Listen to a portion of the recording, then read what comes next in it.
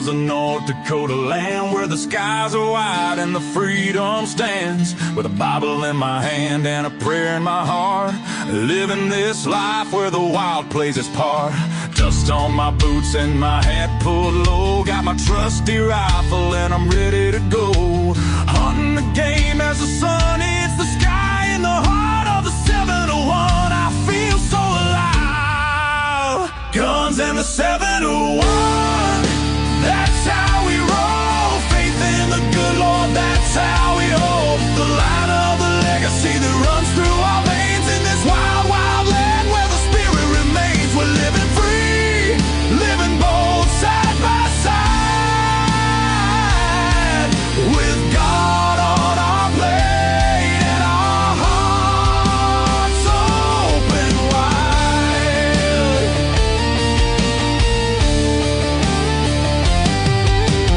Ranch in the fields, the cattle run free, with a purpose so strong, it's our grand legacy. The rivers run deep as we cast out our lines, fish in the waters where the North Star shines. Got the warmth of the sun with the chill of the night, with every shot fired we're ready to fight for the freedom we cherish. The second is true, with family beside us we stand through and through. Guns and the 701, that's how we roll. Faith in the good Lord, that's how we hold the line of the legacy that runs through our veins. In this wild, wild land where the spirit remains, we're living free, living bold, side by side, with God on our plate and our hearts open wide.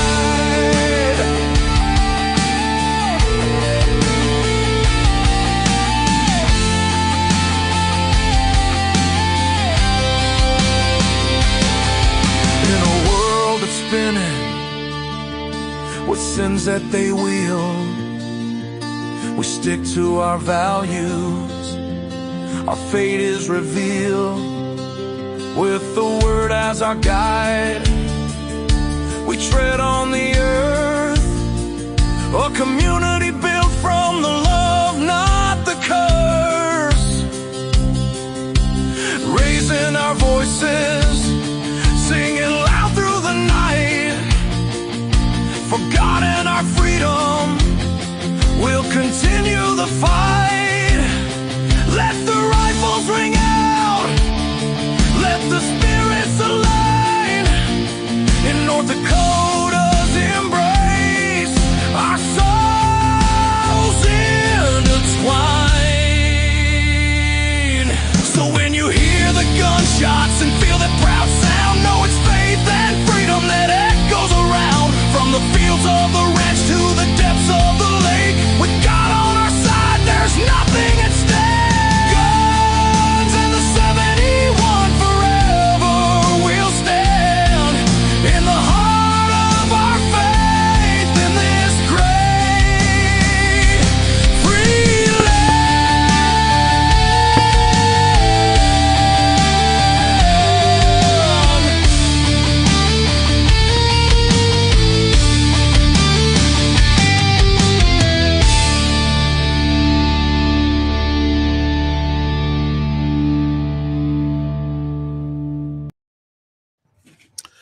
Well, good evening, everybody. Looks like we might have lost Dusty. I know Dusty will be joining us. But anyway, hey, David, how are we doing tonight? Oh, fantastic. Fantastic. I know you're on the road today in some of that weather. Oh, yeah.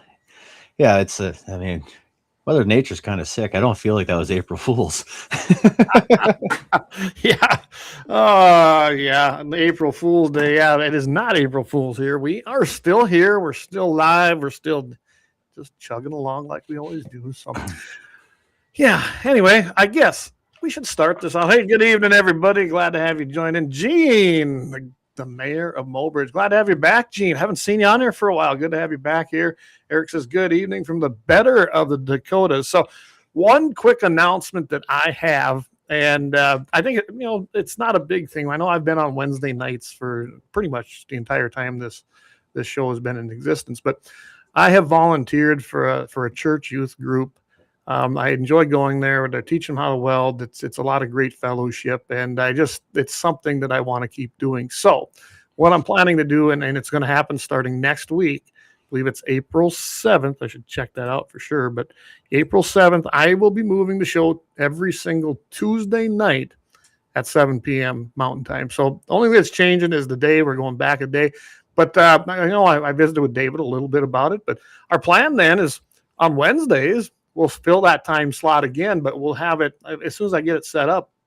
I think we'll take the previous week's shows, whether it's, I think we'll try to do one every single week during the month, just in a rotation of Guns in the 701, 701 Marksman, Blackbeard Logic, and the Sunday Sportsman's Devotion. And we will run that probably all in that slot or that time frame on Wednesday night. So it'll give you guys an opportunity. If you missed one during the week, you'll be able to tune in 7 o'clock Wednesday nights as well for the replay, because that can automatically be done and I don't have to be in studio unless you want that slot, David. I'm going to be floating around something serious here. I know you're ramping up, aren't you? Oh boy, we're pretty busy. I can't believe guys are in the field already down in the southwest corner. They're going like mad. And well, it's so dry down there. Well, we got snow now, so yeah. I guess you can't freeze your seat if it doesn't pop open, right?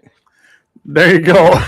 There you go. So, all right. With that, though, we are quickly going to, and I'll put this up for everybody, the Second Amendment, a well-regulated militia being necessary to the security of a free state, the right of the people to keep and bear arms shall not be infringed. And we've tried to open a show. I think we've done that every show unless we forget about it, which generally we don't. So I try not to. It's hard not to forget it. It's like forgetting to put your socks on, or put your dress gun in the morning, Yeah. The only time I don't have a gun on is well, I might even be known to say, I really don't care what your rules are in your store, and So anyway, I've started something too where I always start with a prayer. Do you want to do that, or would you like it if I do that tonight? I think you're the master of ceremony. I'll let you run this one. Okay. All right. Heavenly Father, we'd like to thank you again for another beautiful day. And I know that's hard to imagine with the weather we had, but it's a blessing of moisture that a lot of this area needs. We know that everything is to your pleasing and will serve out your will. We also want to put out a prayer for everybody who's out there calving, as I am, and everybody else in the area. Let us please come through this. Let's make sure them critters are safe. And we know that you will help us to be the caretakers or the shepherds, as you are of sheep. Well, we are the shepherds of our animals, and we need to take care of them, lead them, and follow them, just as you do with us each and every day. Please lead us to your glory. Make us understand that only through you can we enjoy the heavenly kingdom that our Father God has provided for us. Through repentance, belief, faith, and taking him into your heart, you can be forgiven no matter what. In your name I pray. Amen. Yeah. All right. And, I gotta say this to everybody. Thank you. When I'm getting some great feedback, and that is not why I do that. I truly hold these beliefs harder in my heart than I ever have.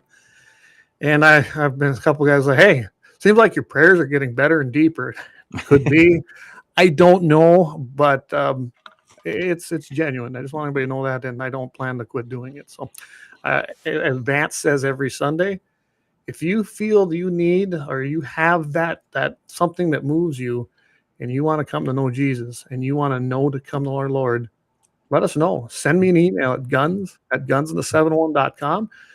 Message any of us on the social platforms. We'll see it, and we'll be able to give you the help that you need. So just want to throw that out there too, David. So, oh yeah. So yeah, I don't know what happened to Dusty, but he's still here, but he's not black. So I tell you what I'm going to do.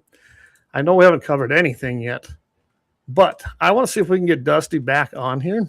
I'm going to go to our main ad, because that gives us about 3.5 to 350 in minutes, 3 minutes, 50 seconds.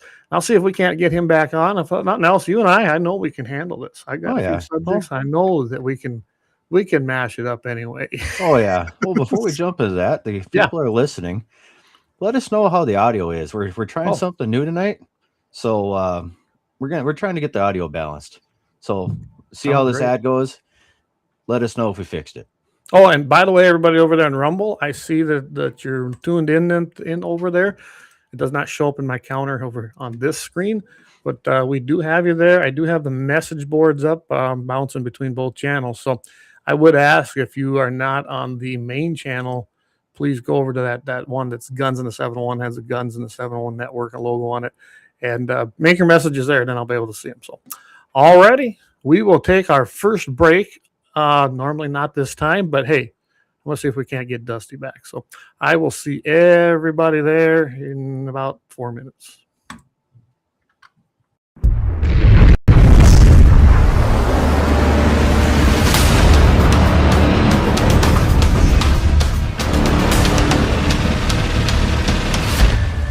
Lauer Auto Repair, located at 309 South Washington Street in Bismarck, North Dakota. Give them a call at 701-258-6308. The team of mechanics at...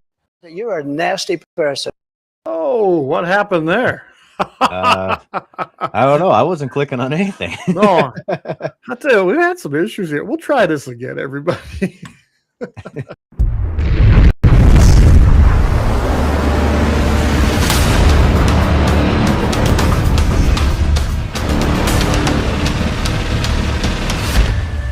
Lauer Auto Repair, located at 309 South Washington Street in Bismarck, North Dakota. Give them a call at 701-258-6308. The team of mechanics at Lauer Auto can take care of any problem your vehicle is having. And when you do business with Lauer, you can be assured you're doing business with a pro Second Amendment America First repair shop. There are plenty of other auto repair shops in the Bismarck-Mandan area. But why take a chance at patronizing a shop that might not have your beliefs at heart? Make no mistake. Lauer Auto is your pro Second Amendment repair shop. When you talk to the guys at Lauer Auto, don't forget to tell them that you heard they are a sponsor of Guns and the 701 and that you appreciate their support of our pro Second Amendment, pro North Dakota live stream and podcast. That's Lauer Auto Repair, 701-258-6308. 701-258-6308. Located 309 South Washington Street in Bismarck, North Dakota. When you want it done right, go where lemons go. Kalon's Auto Service, owned and operated by Kalon and Misty Foss, lifelong locals with over 25 years experience. From modern rides to classic restorations, they can handle it all. Top quality work, fair price, and honest hometown values. Located just 1 block south of Highway 12 on 6th Avenue West in Lemmon. Kalon's Auto Service, serving you with all your auto repair needs. For the best gun gear for every and any situation, Little Angry Man Arms LLC has you covered. Top-notch guns from top-name brands like Winchester, Glock, Sig Sauer, and Ruger to essential extras from Magpul, Streamlight, Hollow, Sun Optics, and more. Little Angry Man Arms LLC have everything to make your shooting adventures a success. Visit littleangrymanarms.com today and gear up for your next big hunt, competition, or home defense. Don't miss out on our exclusive deals. Little Angry Man Arms LLC, based in Trail City, South Dakota, your ultimate hunting partner. At Horton LaserCraft, we believe in the power of personalization. Whether it's a cherished memory, a special occasion, or a unique gift, our custom laser engraving brings your vision to life. Our expert craftsmen and state-of-the-art technology ensure every piece is a work of art. From personalized decor to one-of-a-kind keepsakes, Horton LaserCraft makes every moment unforgettable. Horton LaserCraft is owned and operated by a local veteran and his wife located near Thunderhawk, South Dakota. They provide custom laser products at a reasonable price, and their turnaround time is fast and efficient. Custom board cutting, glassware, decanter sets, mugs, assorted stainless steel jewelry, assorted tags, decor, custom acrylic nightlights, and much, much more. Call them up at 605-545-7535. Horton LaserCraft, where memories are engraved.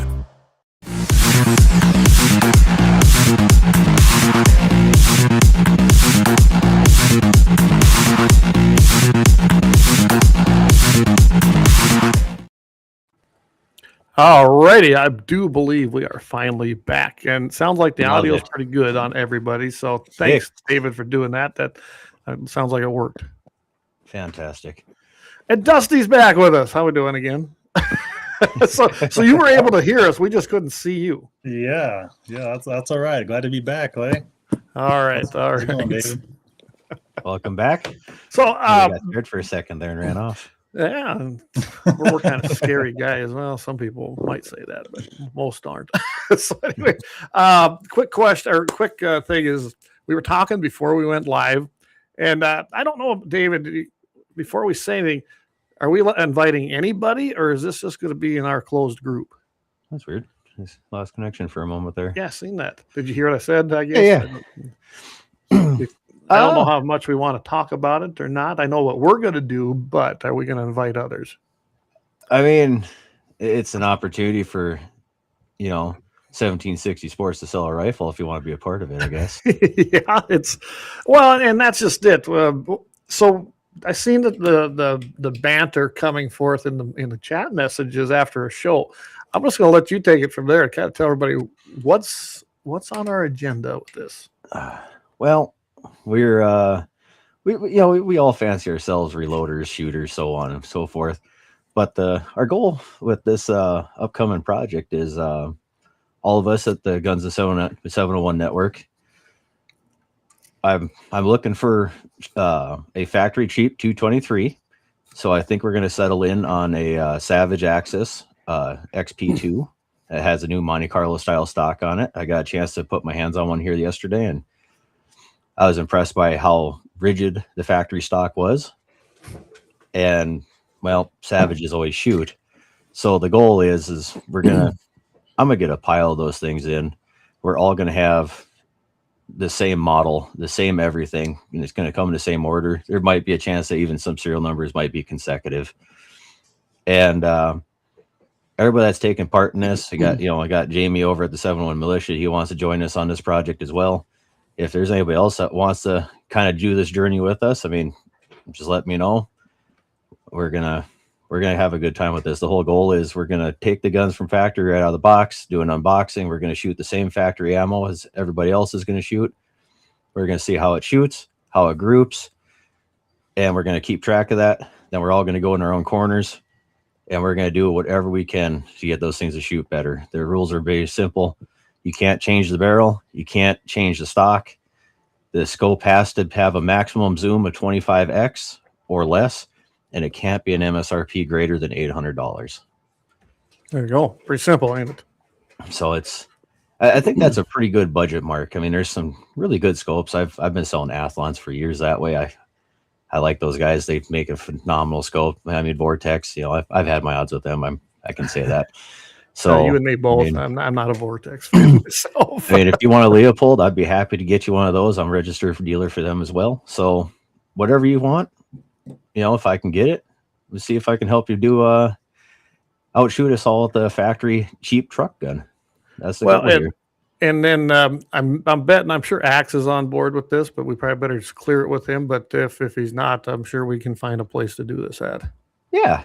I mean, I've got a range at my place. We haven't talked about it yet.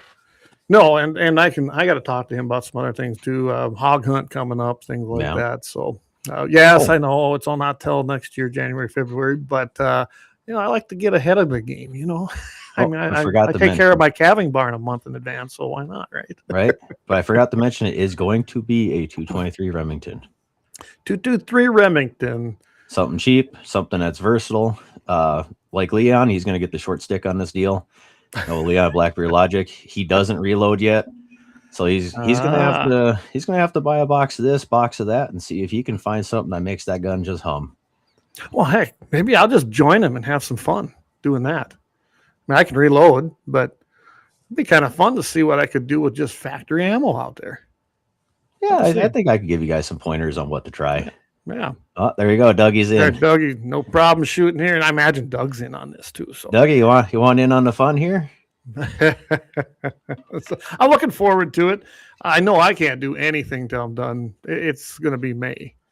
I got to wrap up, but I think it'll be June for me. Yeah, that's fine with me. June, July, July I can slip away, but Yeah, no, sounds good to me. Maybe Dusty's going to get in on this.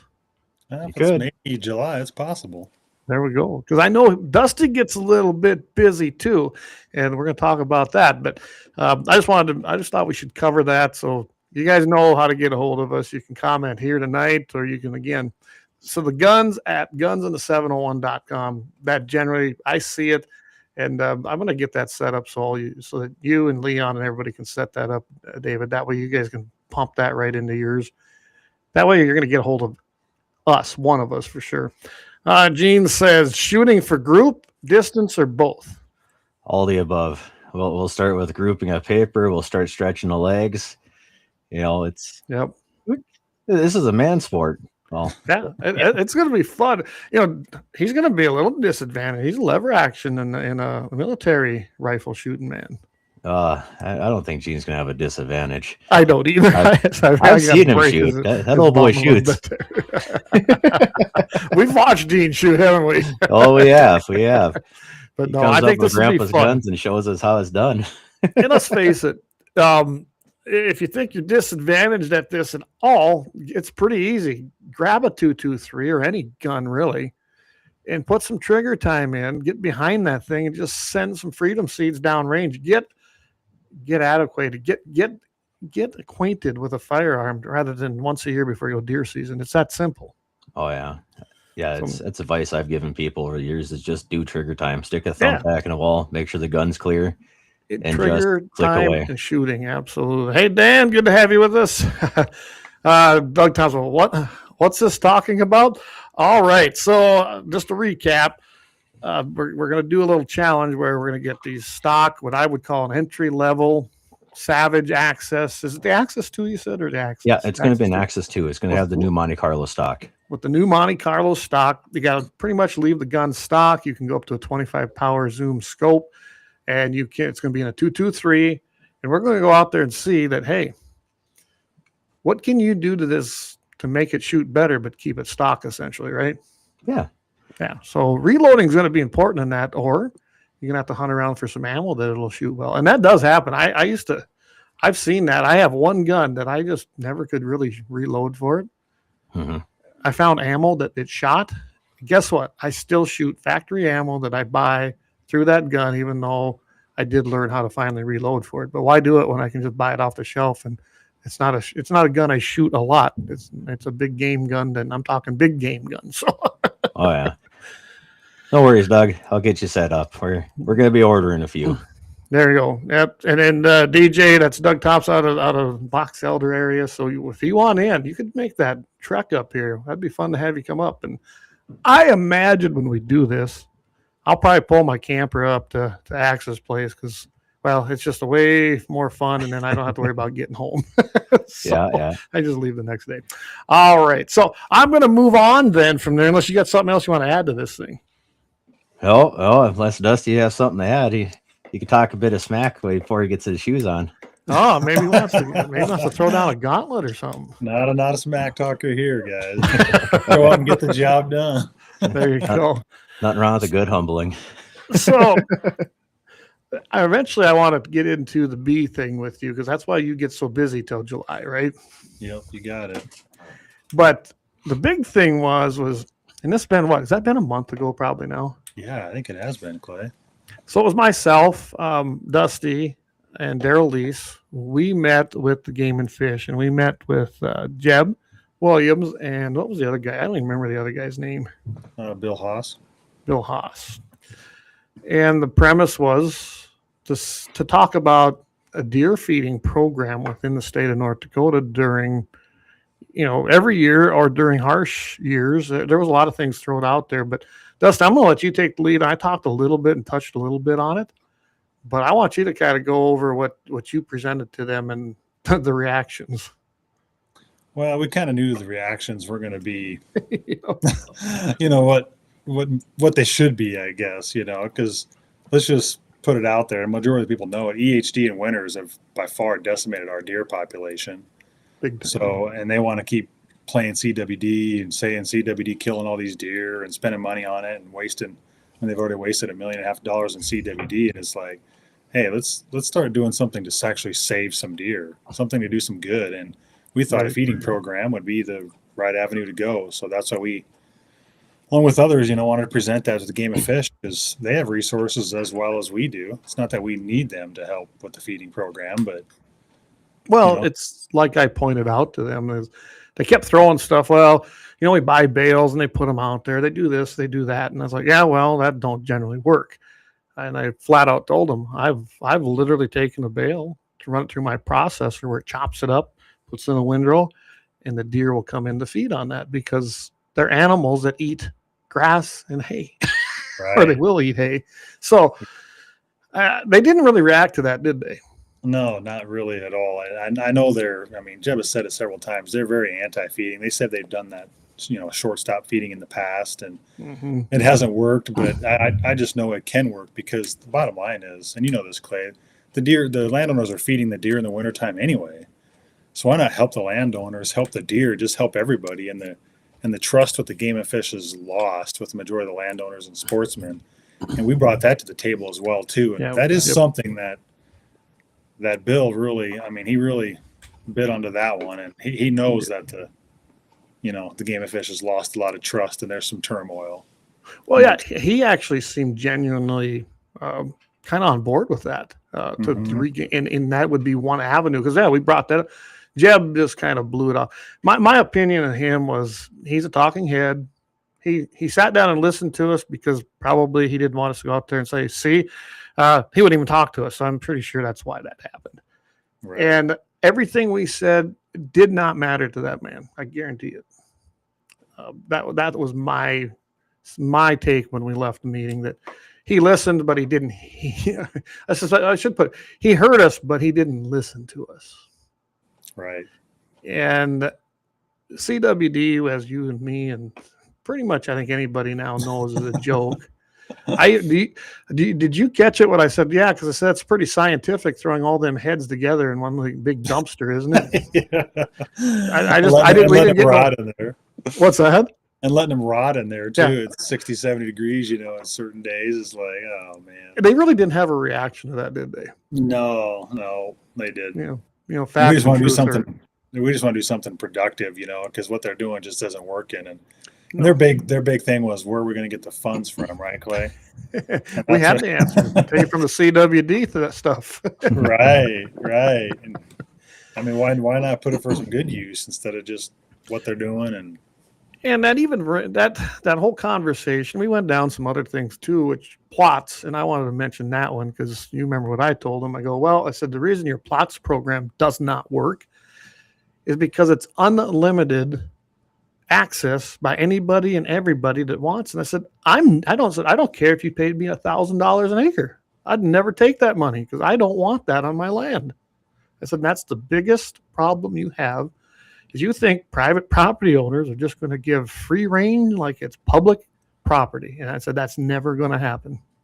They didn't know how to take that either, did they? No, there wasn't much said on that topic really, but it's true, because when you don't have a relationship, I just keep going back to relationship, and there's no relationship with the landowners. The landowners really control North Dakota. So, you have to have that relationship, and I think it would be a different story if they would actually work with the landowners. It would be. I used to think South Dakota was pretty bad until I moved into North Dakota, and I couldn't believe they make South Dakota look pretty good with the landowners. And I don't know, there's a lot of different reasons. One, everything is considered posted in South Dakota. You cannot enter land in South Dakota unless you have permission, if it's private land, from the landowner. The exceptions are in the Black Hills because there's so many small parcels of land intermingled with public, private, what you name it, that you have to post down there if you don't want people, just like North Dakota. That's the only unique place in South Dakota that's that way. So maybe that helps the tension. I don't know. But I can tell you this. Even though they say they have no opinion on this, North Dakota Game and Fish, it's not true. I watched how they testified on that in 2019 on the property rights bill, which would have done that. They don't want that, and basically because they have zero respect for the landowner. That's my opinion. You've been dealing with them too a long time, so on bills and stuff, and they're usually on the other side, of our thinking for sure. Well, I stopped the game warden if she thought she was going to cross my my property line on an approach to my property over north. And I think, well, from what I understand, and I'm not going to go into a lot of detail. I know my friends know the story, but she was very, very afraid. And she had no reason to be. She really didn't. And she had no reason to come there. We were gathered there visiting. We'd been out hunting. But a couple guys had orange on there. We didn't even have our guns out. We were just standing in front of the camper. There was to me, fluorescent orange being worn is not a reason to give probable cause to ask you anything. I like that Especially- color. It's like my favorite color.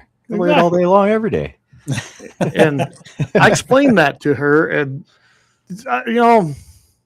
I don't think she's going to come back. She had zero right to come on. I have a lot of problems with that. I'm a pretty big private property rights guy. And yes, I take huge exception to that just because of my Fifth Amendment rights. Sure. Well, doesn't South Dakota have the open fields doctrine? I know. No, they got rid of it. They got South rid of Dakota. North Dakota has it. Okay. South Dakota, they do good things. They ban pipelines. They get rid of open fields doctrine. They do They have all good. private land posted no matter what. Maybe I need to move back. I don't know. Or we just got to keep pushing here and get the changes made, Yeah, it's just insane to me. When I moved up here, I remember the first time someone says, "Well, you can hunt as long as it's not posted." I said, "You're kidding me." I said, "How is that even legal?" Well, that's why it's been for 100 years, which, they weren't far off. Right. Yeah, but still, it just doesn't seem right when you're going on somebody else's property. Right. You want to jump in on this, David?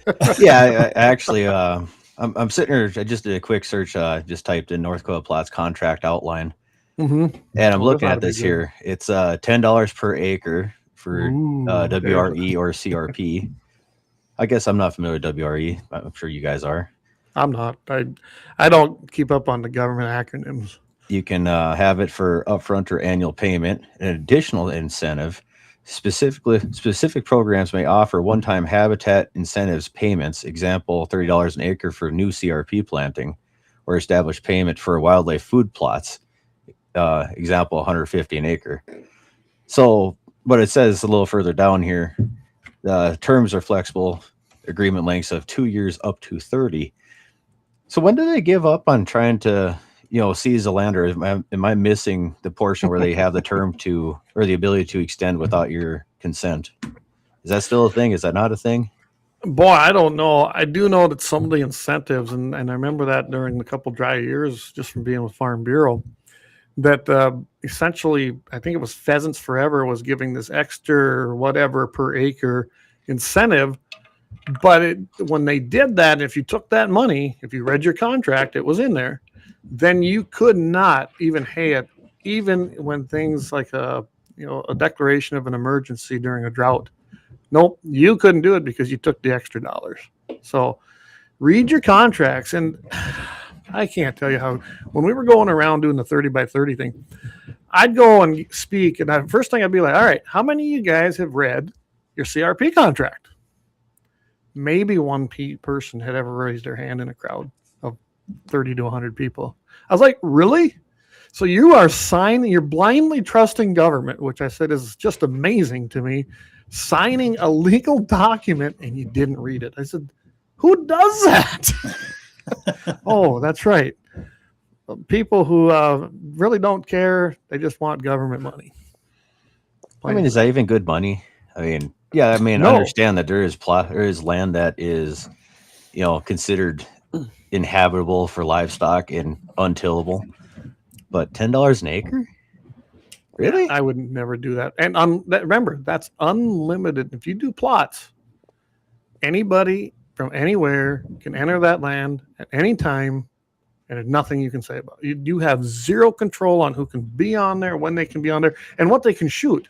And I remember I told Jeb that. I go, yeah, imagine that. Then my place would look like a wasteland like your guys' public lands do. I said, I have deer. I said, I have wildlife. Right. Because of the control that I have put in force here at the place. And it isn't that I don't allow hunting. Yes, a lot of my friends, myself, my family, we get first dibs. That's just the way it's always going to be. But I do allow others to hunt here if I feel that I have the population to sustain it. It's that simple.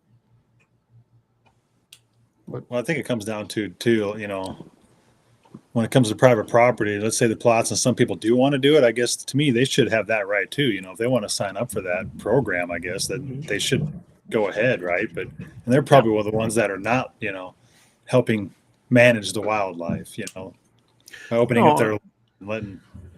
Well, a lot of them I've noticed it's absentee landowners that own that land or retired people who maybe live in town and they just look at it as, oh, okay, I'll take some extra money. Yeah. But as far as what they're doing with that money, I doubt they're putting anything. Why would you at $10 an acre put anything back into your land? Because it's not really, it costs you more than that, really. Exactly. Yeah. But I know you guys probably hunt more public land than I do because I don't have to. So do you see these plots when you see these pieces, these parcels? Because I hear this a lot, that it's a very poor parcel and it probably should have never been enrolled. I mean, is that common? Do you see that? Oh, yeah. You do it the plots grounds, especially. A lot of it's, just prairie where there's no brush, there's no creek bottoms, there's nothing there. But there's nothing. Yeah, I don't hunt a lot of it because I really have no reason to. I got 3,200 acres here that I've been starting to do things with here, and I don't really need to leave anymore. So that's awesome. I could hunt on my land, but the neighbor's dog doesn't go very far. A little teriyaki sauce. It tastes just like those countries that do that. There you go. I gotta walk. I could do it. And then I look. So I have I have U.S. Forest Service allotments that go with the place. They've been with the property since the beginning of the program or since those acres were established. So when you go and look at those, I have literally sat on a hill and I watched someone get there at daybreak. By the way, there's generally nothing left in there, and I'll be the first to admit, well, most of the time I graze that land the hardest. The rent is really cheap. I don't ruin it. I make sure that I do better than most. There's still a stand in there because I still want to collect snow, but I do graze that harder than most of my land, mainly because I don't want nothing to be in there. I want to be on my land. I'll be the first one to admit that. I stay within the parameters of what they in my grazing plan, and they approved it. So, if you don't like it, then talk to the people with, if it's Forest Service land, to say, hey, you either got to cut down the days of grazing or you got to cut down the number of head. And I don't run the number of head in there that I could because, again, I don't want it looking like a golf course. That's not good for the ground. But yeah, I do take it down pretty short. That I guarantee you, the grouse don't even hang out there most of the time. Yeah, I do see that a lot in school. Go ahead, David. Yeah, I think a lot of the public land is there's so few of it for the amount of people are still getting tagged, still doing the hunting, and I'm sure Clay, you talked about it. Dusty, I know you've mentioned it in previous shows. Sometimes you just gotta say you gotta sit a season out. But I mean, there's state land I've hunted on that looks like a music festival. Like everything's stomped down. There ain't anything standing anymore, and you just why? Oh man, you just give me an idea. A T-shirt with hunting ground that the saying looks like a music festival. Public lands, public hunting lands. Road wide paths just pounded out of the grass. Yeah, and you're right. I see that a lot on public. I see it on this piece. Like I said, I'll see someone go in there right when they can at legal shooting hours. They'll walk across it and they won't no more than get to that south end of it and they're leaving. And someone's pulling in on the north end going, hey, let's go walk this. I mean, I watch that thing probably get within an hour or two. It's probably been pounded every 30 minutes. Yeah. There's nothing left there. That's probably why so many people want to go to the Badlands too. And, maybe that's some of the Badland mule deer population decline too. Just there's so much pressure out there because that's where the best public land habitat is in North Dakota. Unless you get around like Sakakawea or some of the lakes, it's got some pretty good habitat, but good public land is pretty tough to find. It is. And, you take like the pieces I have here, those 2 allotments. Say I wanted to even entertain the idea of putting in habitat in there. You can't do it. I mean, they flat out tell you no, or they'll have to go over 3 years basically where they do an environmental impact study and they do this study and they do that. You know what? I'm not going to submit myself to that. I'll just take what I was going to do and I'll just put it on my private property and do it tomorrow. You know. Right. Exactly. I'm not going to jump through hoops to improve their land. I'm just not going to do it. Yep. And I know there's some people though that just they want to hunt public land, and I totally respect that. But at the same time, if you're complaining because you only have public land to hunt, I don't take that complaint well either, because we've built relationships 15, 20 years, and we have thousands and thousands of acres to hunt on private property because we've built the relationships, and the relationships mean more to us than the hunting ground. Well, I think David, you've done that too, haven't you? Oh yeah. I've knocked doors. I've met people through my work and stuff, and unfortunately, a lot of the guys that gave me the green light, they have since turned the land over to their kids. They retired out, and those doors slammed shut just as fast as they opened. It's not even bad blood with the people or the next of kin that took over the land. It's just they don't want you out there because of a bad actor, and it doesn't matter if you come out there and fix a fence and they watch you fix a fence that you would even you came across it and it clips laying there, fix it quick, and it really doesn't matter. Some guys just don't want anybody out there, and it's understandable. I don't want people hunting in my backyard in town. That's my squirrel. I want to shoot it myself. Well, yeah, it's. I run into this all the time, and I have no issue with people who bow hunt. If you want to bow hunt, knock yourself out. I don't bow hunt. Therefore, on this piece of property, no one else is going to bow hunt. Because, I've had guys get mad and they're like, hey, I saw this big buck, and I go, yeah. Care if I go in there? He said, I'm just bow hunting. I always love that. I'm just bow hunting. Yeah. I can't tell you how many times I've heard that. Like, that matters. No, you're bow hunting. You're hunting. Great. Good for you. Can't hunt here till I hunt, And I know that buck's out there. There's no way I might let a friend or a relative, but there's no way I'm letting a stranger who stopped by, I don't care how nice they are, go in there and take that buck before I get a shot at it. Right. I paid the taxes. I'm out there like we were today, setting up windbreaks yesterday and today, getting ready for what could be. They're talking anywhere from now 6 to 12 inches in my area with, sustained 20-mile-an-hour winds. I didn't see them coming out helping with that. All right. Yeah. They don't get this. The hunting, we don't own this land because we hunt. We own it because we like raising cattle and we like haying. It's our lifestyle. Hunting's just a part of that. Right. But I do think some of these people think that the only reason we own land is so we can hunt and get that gratis tag. That one free tag. My God, that's right. That's worth the property tax and the headache and the hundreds of thousands of dollars you spend to operate a right. Really think about that. You might be able to go down that path maybe with the elk gratis tags. Some guys buying some land with the elk tag, but not as much. This conversation reminds me of something I came across on the old fascist book. It's initiative petition 28 from Oregon. It's called the Peace Act. Essentially, that's a bad deal. That is a real bad deal, making it essentially illegal to hunt, fish, raise cattle, wildlife. Yeah. In fact, if you read that piece of legislation, imagine that. I know about that, right, David? That piece of legislation would make you, I think it's a felon, if you assist one of your cows while she's birthing. If you even assist it, you've committed a felony. Yeah, essentially, absolutely no human intervention. Yes. It's like, what? Yeah. Because like the video I watched of a gentleman that was a rancher from out there, he basically said, everybody says this sounds good. He's called the Peace Act. It must be good, right? Beautiful. And it's stands for people of the elimination of animal cruelty exemptions. Yeah. Go figure. A person that gets his food from the grocery store, you farmers and ranchers, you just go home, Mm-hmm. What are they gonna do when they have $50 hamburger like that gentleman was saying? Because it's coming. $100 T-bones. Reality of it is would that bill even allow you to sell your livestock? And I don't know. because you'd be interventing. I didn't go too in depth on it. I read a few of the highlights of it. It sounds like they're only about 17,000 signatures short of putting this thing on the ballot. And this is what the scary thing is in Oregon. They got isn't it about 17,000 short as far as ballot or as far as signatures on this petition?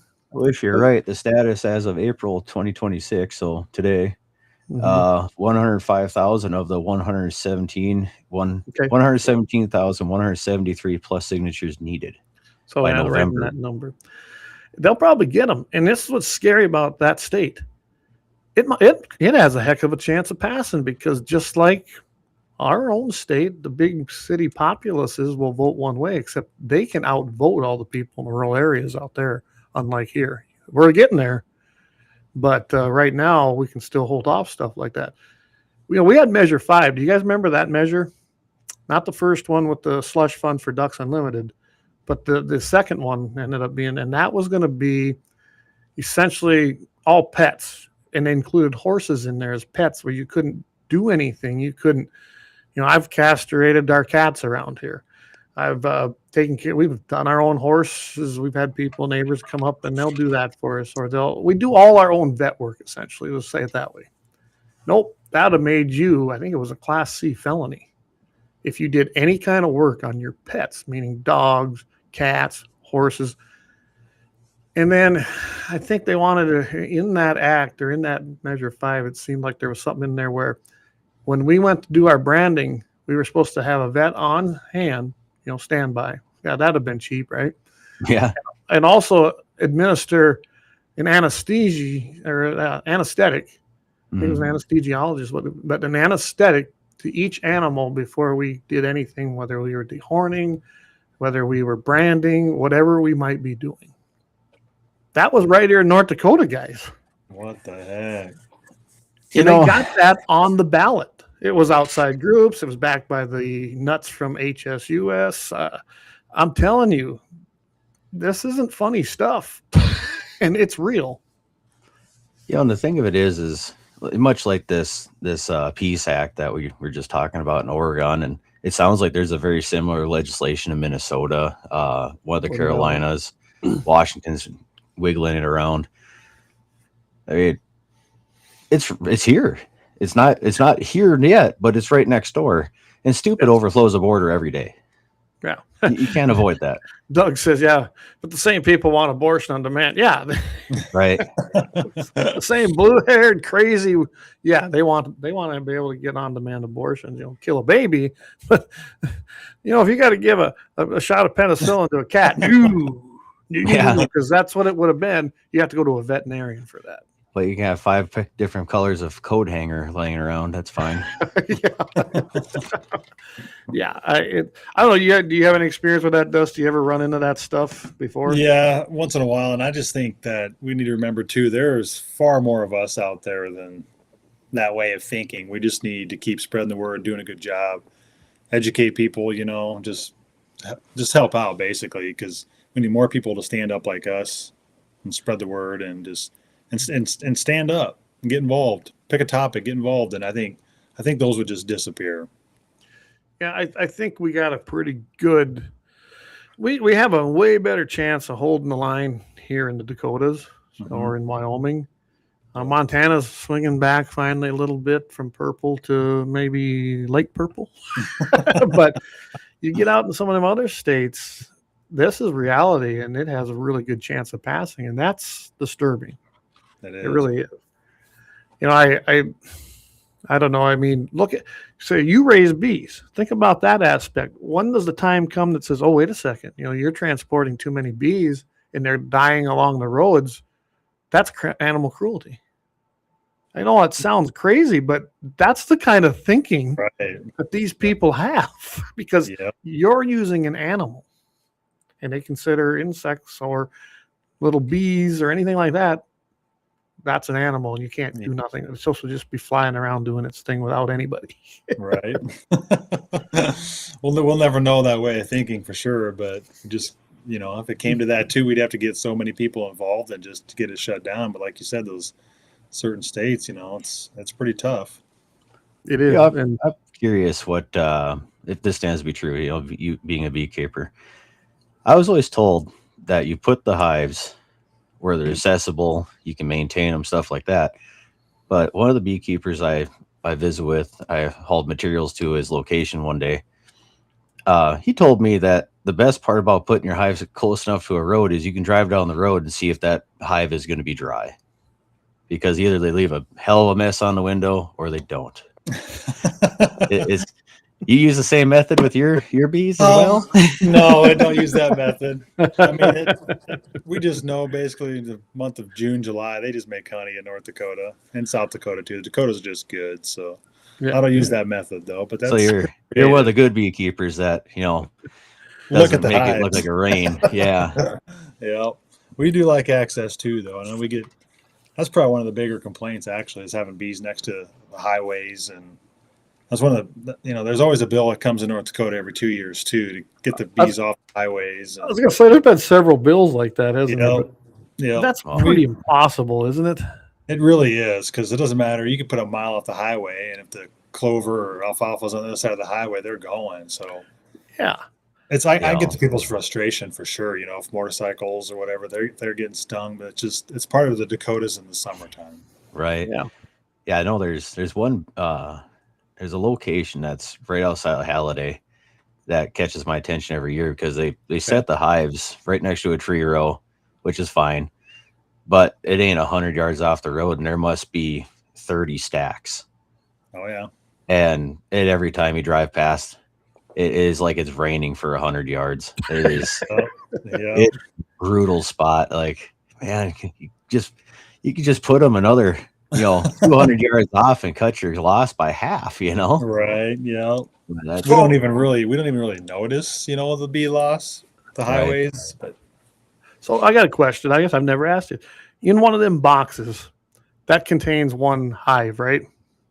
Yeah, so we have 4 hives on a pallet, but one box, whether it's one box or 6 boxes tall, is one hive. So there's one queen in there and about, 60, 70, 80,000 bees in the summertime. That's my next question. How many's in there? That's you just answered. That's a lot of bees. That's a lot of bees. In the wintertime, they shrink down to like 2 boxes of bees. So they're probably like 30,000 maybe. Really? In the summertime, at a max capacity, they're probably around 80,000 probably. Wow. Yep. Well, that's a lot of bees I've got on my place. Then when I see those sites that are on the place, there's millions of them. Yeah. But only one queen per hive. Okay. So do you then lease them out to the coast, for the cherry and apple season then in the winter? Or a lot of people do that. There's avocados. I mean, there's a lot of pollination in the warm states for sure, but we just do almond pollination in February. So we go out there and take care of them in January, February, but we go there for almond pollination. They lease our bees from us for 30 days to pollinate the almonds, then we take them out. But there's a lot of different pollination. Apples, like you said, there's cherries, blueberries, avocados. Yeah, a lot of pollination. And for those of you just tuning in, hey, Dan, good to have you coming in here. We're talking about bees. What does that have to do with guns in the 701? I can connect those dots. So the bees come, they pollinate. They make the plants grow better. Of course, you get honey. That's always great. Well, we'll relate that too. Then the grass grows. It's healthy. You have a healthy environment, habitat. Then the deer and the birds come in. You hunt the deer and the birds. You go ahead and process that meat. Beekeeper takes his bees back wherever they're from, after the season, and usually brings you honey. I always request honey. I think some of them give out barbecue sauce, like the sous vide stuff. Yeah. And then you can use that to cook your meat. And how's that all done? Usually with a rifle or a shotgun. So there, I just connected all the dots for you. Like it. Well done. I thought you were going to say after a honey sandwich, you can't drop your gun. You go hunting with your gun. You get to get the meat. You get to use the bee honey. You get to use the barb. Yeah, it's all it's all good, right? All right, Brian says, I remember cutting hay as a kid and having to keep your arms up so the bees wouldn't sting you in the armpits. Okay, so there are honeybees. There are all kinds of bees out there. But how many varieties make honey, Dusty? I'm not even sure. That's a great question. But I mean, know, I see the ones that are here that are generally around the hives, or Mhm. or if it gets later in the fall, they're searching for water and then they're around the water tanks. I know what Yeah. them look like. Then you got the great big like bumblebees. Yep. I don't know if they make honey, or you see them little. Like, a lot of people call them a sweat bee. They do hurt, but do all of them make honey? I don't think so, because like wasp and bumblebees and stuff in their nests, you don't ever really see honey in there. Right. But I know like I think wasps are just Satan's spawn, but okay. yeah, right. Yeah. I think bumblebees I've heard are pretty good pollinators because they have even a longer tongue than a honeybee. Okay. So, but I know like the yellow jackets, I don't think they make much honey either. So No, they're just evil, mean creatures. they are too. And those are the ones in the fall that we usually get some phone calls on because, oh man, there's so many bees around here, and it's usually the yellow jackets. Mm-hmm. And that August, September, October, before some big freezes.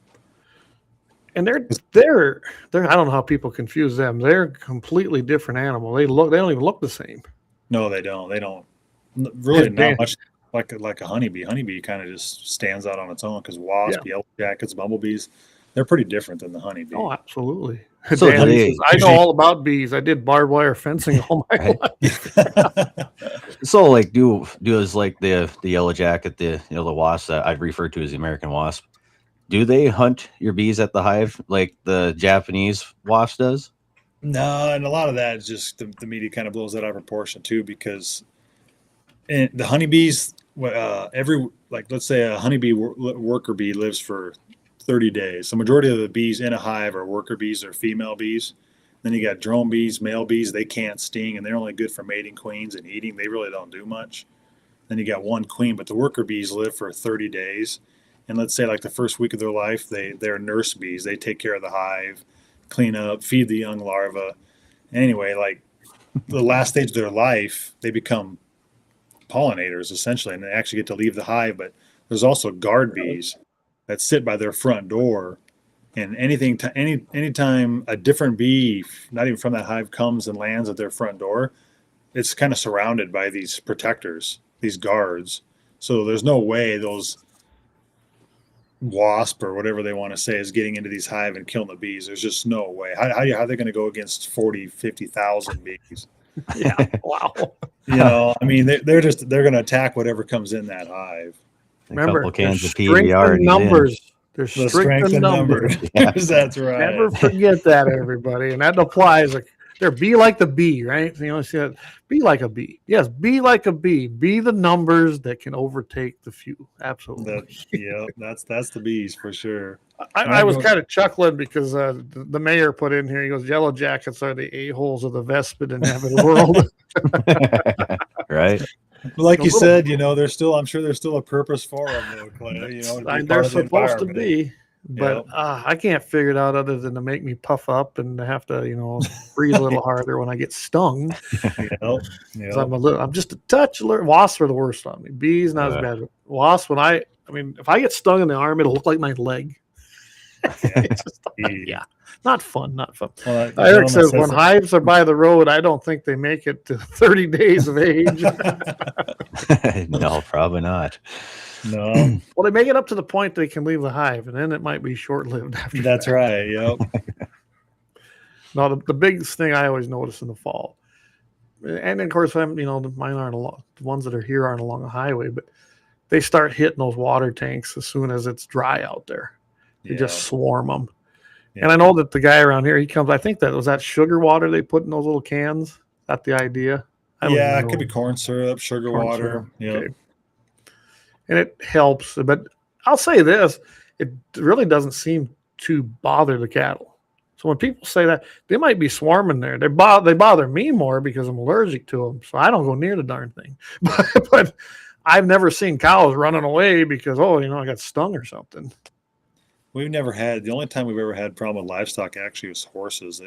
There was one farm that said the horses didn't want to drink, but then we have bees right next to a lady that had 40 horses, and she never had any problems. So other than that, we've never had any complaints. Even on the dry years with cows, we've never had any complaints. Yeah, I've never had issues with livestock avoiding the water. because of bees. I just haven't. Like I said, it's more of a bothersome to me, especially if I got to go fence around there. They knock a wire down. It's like, I just want to take like a big, like, how they airdrop water on fires and just put raid down there and just drop it. Right. You get that fly paper by the 100-foot roll, There you go. This wide. No. Yeah. That barn paper. We're at the top of the hour. It goes fast, don't it? Let's go ahead and take a break, and we'll come back, and we can go anywhere we want. There's so much going on out there, but I enjoy the bee conversation. I learn something every time I talk to you, Dusty, because I'm very interested, and I've learned a lot about what to plant through you and my bee guy as to how to help that out here on my own place. And it is beneficial to both of us. That's what I love about it. So, all right, we will be right back after thanking our sponsors. And Axe, we're proud to have you on Lauer Auto Repair. They've been with us since the very beginning. We want to thank Axe there and the crew because they do a fantastic job. You don't want to miss them down there on 309 South Washington Street in Bismarck. They will do a fan. There you go. There's the man. There's the man down there working on old 460. Yep, that is the hog hunting buggy, man. That is, yeah. Next time though, we got to get a carb for that thing, but we will be right back.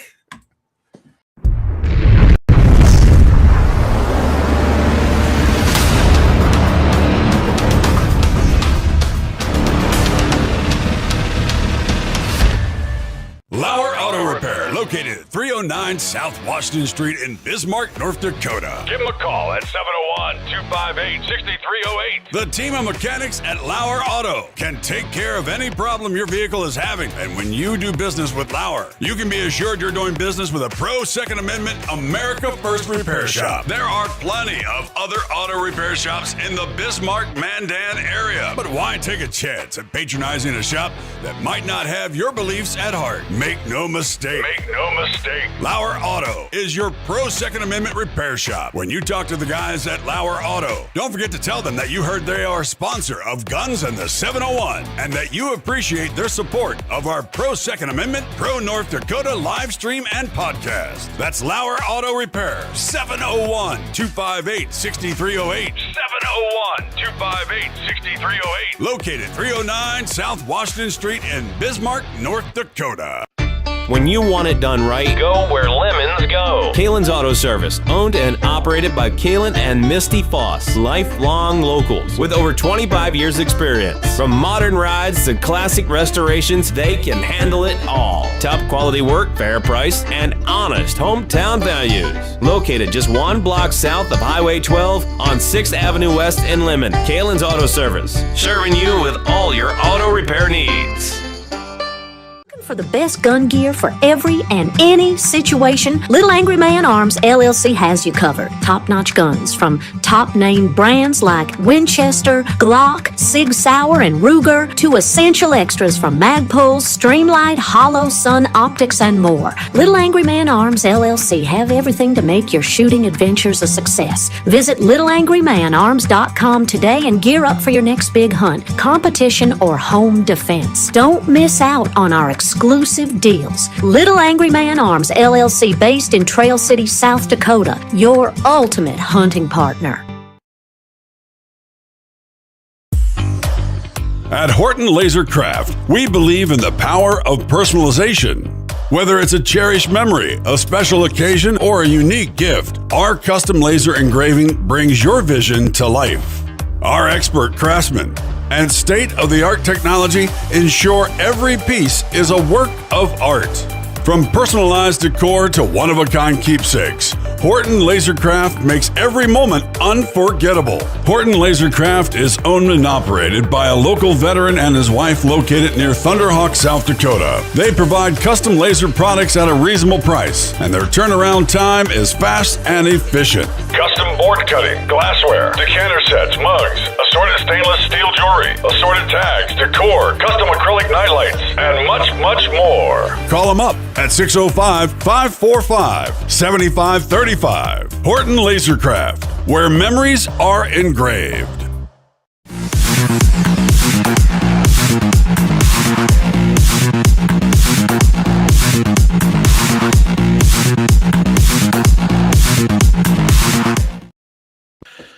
All right, we're back talking about bees, getting stung, hives, all the cool stuff about bees. So I got to get a couple of these.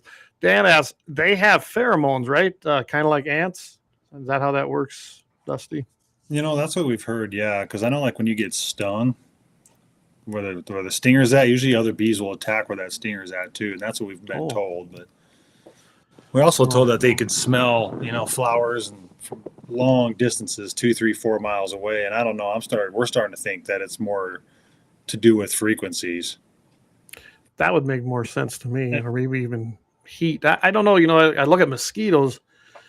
I can be in a group of people, and I will guarantee you, I'm the guy that's going to get bit the most by mosquitoes or by bees. Do you suppose? And if I remember right, mosquitoes kind of go off of heat. Heat, I think they do, and I know like CO2 emission, isn't it? Like or maybe it's CO2. Ticks go off. I think the CO2. Mm-hmm. You maybe our bodies too. So maybe bees do that too. I don't know. Yeah, I don't know, but I mean, it just seems like the flower stuff out there. The research we've done is frequency would make sense. Frequency and like flowers, literally like making noise to them, and that's why it just drives them crazy when the flowers and blooms going. I think it's more amazing than what we've been told for sure. Yeah, I mean, I don't remember taking too many classes except skimming over in biology and things like that when they talked to, we have bees, they make honey, move on. There wasn't a lot of in-depth put on there. Right, set them out there, they make honey, and there you go. Yeah, there you go. Says here, don't wear reflective sunglasses. They can see themselves and attack. Lots of stings around the eyes because of this. I think Brian's right there. Grandpa told me they could smell fear and don't be a wuss.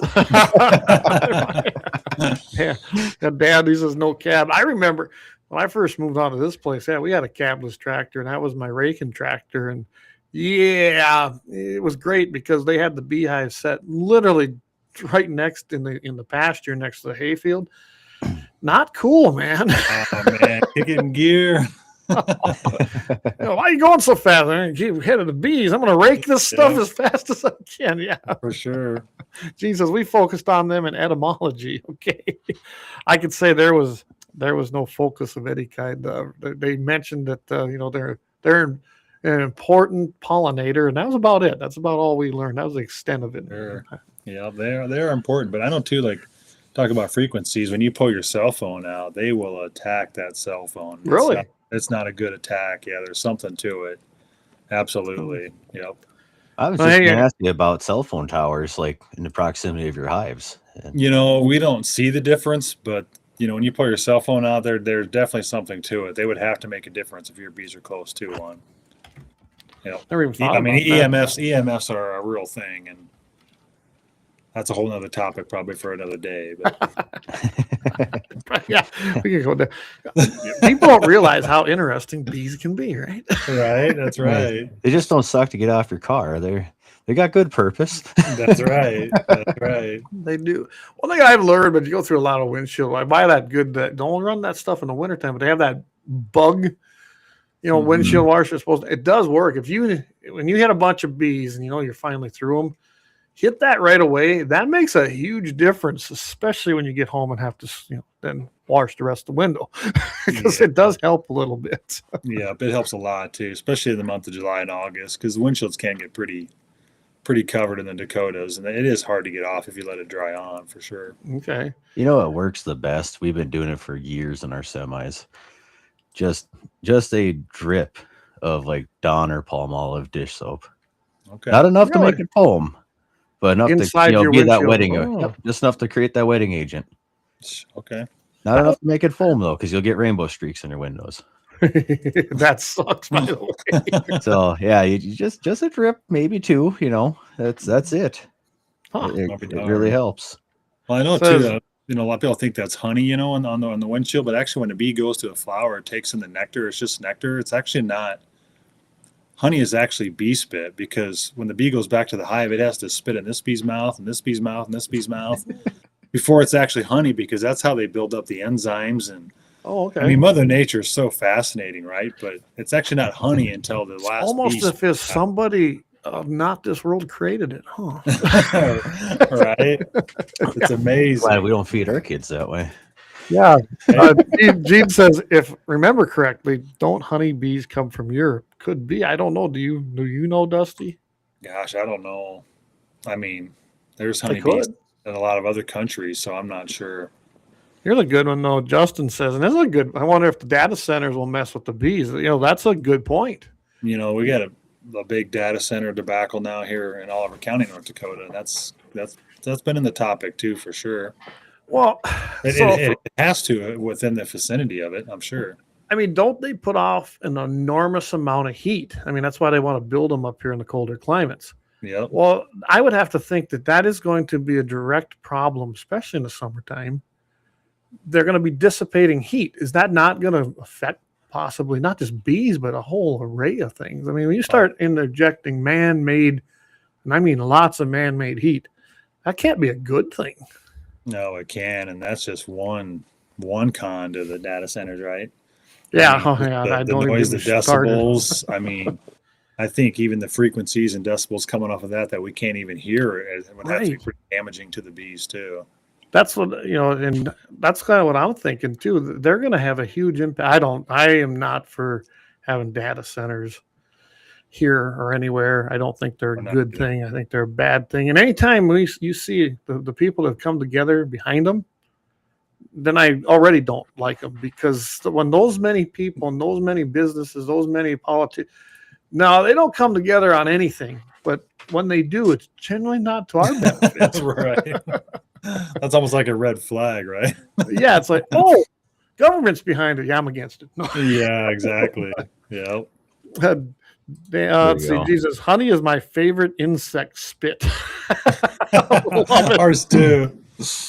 Here's old mom. She's quite the horticulturist here. She grows damn near everything in her yard. And go ahead and read that one. Here she goes. Add extra attracting flowers: lavender, bee balm, sunflowers, asteras, blackberries, Susans, salvia.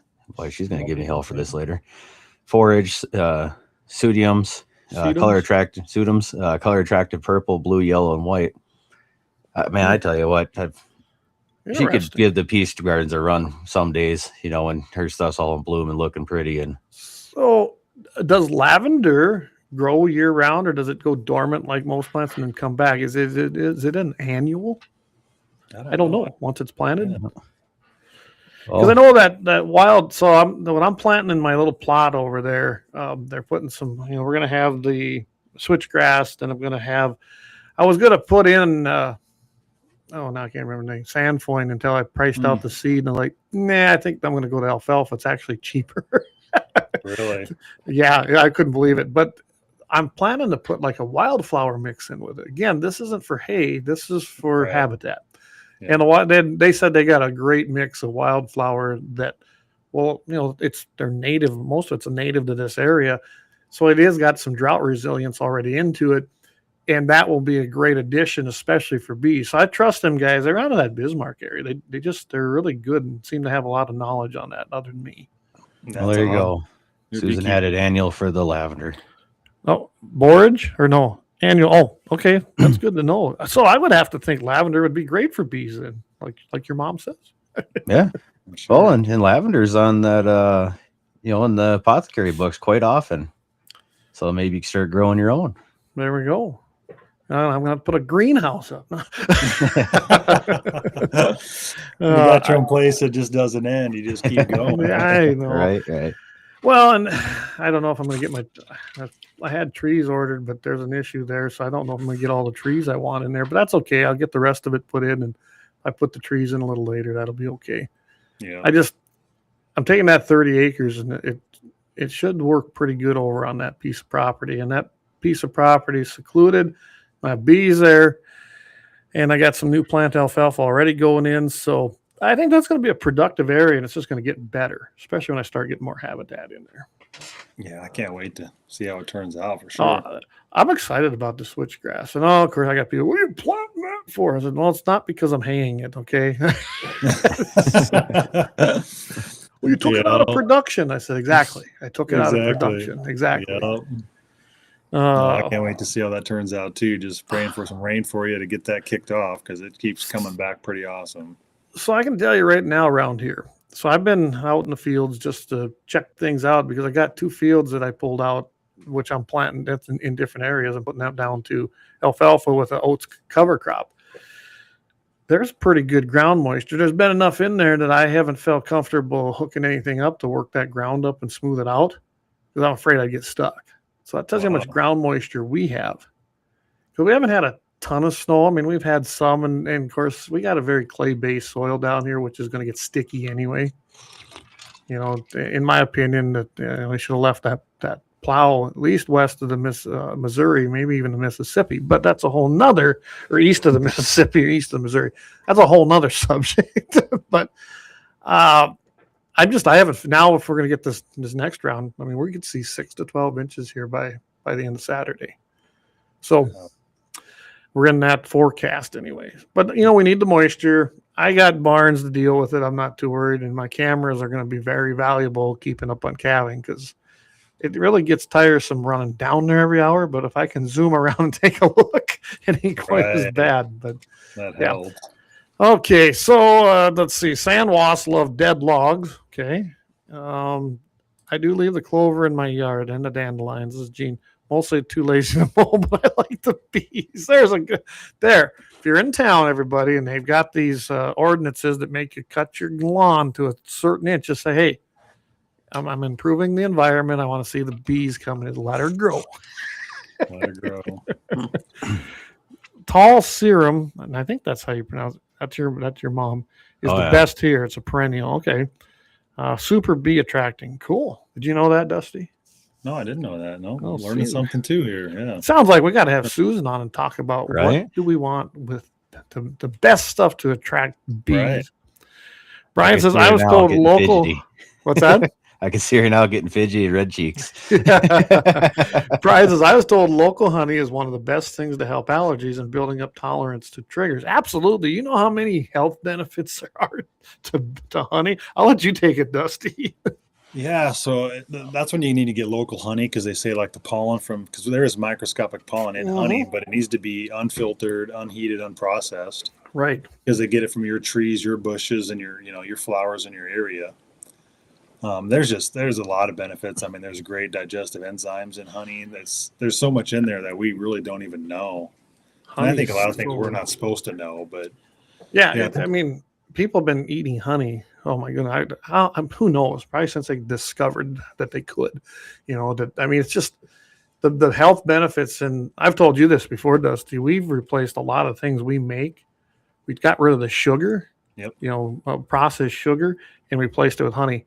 Tastes better, doesn't taste worse, and honestly, some of it even gave it a different texture, like in chocolate chip cookies. They're actually softer. Sure, and I love that. Yeah, the chocolate chips are good. What's that? The missus has been doing that also. Yeah. She's been trying to do a little healthier way and more organic style of cooking, it's a natural sugar, right? Yeah, right. Versus the processed stuff. So don't go get the crystal sugar. Don't eat that stuff. Just get honey. Be called a day. And I do know that mine. I've requested it from the guy, and he does do that. The honey that comes, that the part I get, for my rent, because I don't take the money. I'd rather have the honey. And it does come. He brings it. It's not processed. It's pure. I guess I call it. That's the term today. Raw. And oh my goodness, there was a ton of clover around here last year. You can tell that too. Oh, the taste from last year's honey was phenomenal. Oh, for sure. Yeah. But it ain't gonna be a clover year here. I've only got one area, and that's a biannual. And it just isn't going to be here next year. Sure. Gene, I was just thinking the same thing. Gene just said, I just want to know who decided to rob the first hive. I have a feeling they watched Yogi the Bear beating feet from a million of those damn things. And thought, the coast is clear. We'll see what it's about. There could be, you sit there, you go, I think I want to put that in my mouth and eat it. It's like, right. I don't know. There's a lot of flying things there that hurt. The risk is high. It must be worth it, right? Got to be worth it. if the Bears will do it, I got to do it. Right. If it's sweet clover. Yeah. So Dusty, how do you market your honey then? Do you just barrel it up, send it off to the bear company, or do you have your own label? What do you do? No, we most of ours is in 55-gallon drums, and we sell to wholesalers, and then they eventually pack what we call pack it. They process it, they heat it and filter it and put it in the stores. But we do sell some locally here, and then we bottle a bunch for our landowners and just friends and family too. Not really a label though, but I mean, Sure. we sell our honey cheap. We haven't raised our price ever. Actually, it's been $10 a quart jar for 20 years. Wow. Yeah, That is cheap. That is cheap. We've never raised our price because we're not doing that for the money. We make our money in the 55-gallon barrels. We do it for the locals and landowners and friends and stuff like that. Well, next time you come to town, put me on your mail route. Yeah, you got it. I love taking honey and just that pure honey and just putting on a spoon and roll it. Just it is. It's just good stuff. It is good stuff for sure. Oh, yeah. And it's funny. I noticed after we switched over from sugar, my blood, I'm sure there was other factors, but my blood pressure dropped. Honestly, didn't have the sweet tooth that I had all the time from eating sugar, which seems to be addictive versus honey is not. Very, yep. And just a lot of foods are addictive, right? I mean, they made them that way, so we wouldn't ever want to give them up. And it's just like salt, and salt we need. I mean, we give salt to our cows because they need a certain amount. Now, anything in an overabundance is going to be bad for you, but the body needs certain things. Natural sugars or sweeteners are okay. Salt is okay. All these things are fine. We just eat real food, not this processed junk that you're buying in the grocery store. And the grocery stores are full of just junk. Yeah, plain and that's simple. right. Plain and simple. There's not much you can get in there other than produce, really, at a grocery store. Really? Good. And they got the gentleman about the immune system too and the allergies. It boils down to the immune system. If you start just eating real foods and get away from the processed foods and sugars too, and bump up your immune system just that way, it's going to make a difference. And I'm speaking from experience there. We used to have allergies bad, and we just totally changed our diet. And I've talked to Clay about this before, but we've gotten rid of a lot of our problems from getting on a nutritional program and eating good food. Oh, absolutely. Absolutely. And I take one supplement like, now I can't remember. The beet one. I can't remember it. You've seen them advertised, and that one seems to be good too. I don't know. I take a lot of it. I take D3 because I was deficient in it. There's so many things that you can do to if you're not getting it from your food, take the supplement for it. They're out there. You got to watch your supplements. So they're not all don't buy them at Walmart. Okay. Don't buy them there. They're definitely not all created equal for sure. No. And it's like Dan points it out here too. He says, got to watch the salt you buy. They use plastics as filters. Yeah. And that's another thing. So I'm excited because our milk cow's getting ready to calve. We've still got a little milk left from when we milked her last year. Well, this is awesome because our milk never sees plastic. It gets, we have a paper filter for it, the old style ones. And then Danelle will take some of the cream off from time to time, not all the time. So it's really whole milk out of a Jersey. And then it goes in the glass jars. That's the only way we have milk. And I think it lasts a little longer because it's that glass jar gets cold. You're not wrecking nothing within that milk. Sure. And it's pure nutrients. It's everything milk's supposed to be for your body. Yeah. If you're buying it at Wally World or wherever, it's been pasteurized. And of course, 2%, why bother? 1%, why? Skim? Really? Just drink water. All right. That's one thing they've changed on. Yeah. That's one thing they've changed on us too. Get away from the fats, and that's just such a lie too. We eat so much salt and butter, and we need an overabundance of cholesterol so our body can heal. And every cell in our body has a certain percentage of cholesterol. It's just you don't want the bad cholesterol like fried oils and that kind of things. You want real butter and lard and tallow and. Absolutely. We started getting, basically rendering our own fat, you could say.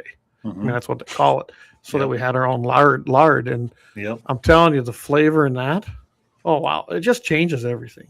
Of course, we got our own eggs. We got ain't too much. That's why I'm excited to plant some of this wheat that I'm getting from this guy out of the Belfouche River Valley. Yep. And harvest that so that we can make our own flour from our own wheat that has went nowhere, but right here. I don't know. I'm just kind of getting. I don't want to eat junk. I must be. It looks like I got to look at some of these comments, huh? Yeah. So the comments are talking about supplements here. Eric Newman said he's been taking methylene blue. Yeah, and it's cool because it makes his pee turn green. That's the St. Patty's beer. This is Joseph. I heard that honey from a 30-mile radius from where you live has natural antibodies that your immune system needs. Is that true? I don't do bees go out 30 miles? I think he's saying it's just a 30-mile radius. Like we got bees within a 30-mile radius of our place here. I think that's what he means.